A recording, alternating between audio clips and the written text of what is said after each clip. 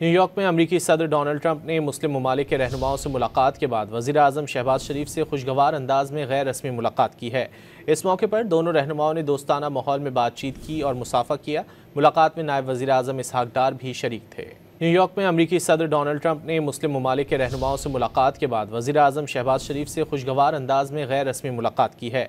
इस मौके पर दोनों रहनुमाओं ने दोस्ताना माहौल में बातचीत की और मुसाफा किया।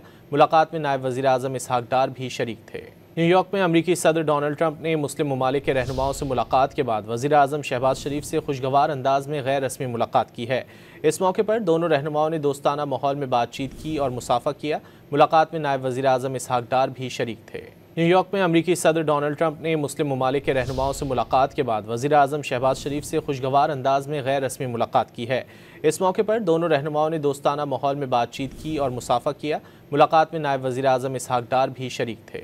न्यूयॉर्क में अमरीकी सदर डोनाल्ड ट्रंप ने मुस्लिम ममालिक के रहनुमाओं से मुलाकात के बाद वज़ीर आज़म शहबाज शरीफ से खुशगवार अंदाज में गैर रस्मी मुलाकात की है। इस मौके पर दोनों रहनुमाओं ने दोस्ताना माहौल में बातचीत की और मुसाफा किया। मुलाकात में नायब वज़ीर आज़म इसहाक डार भी शरीक थे।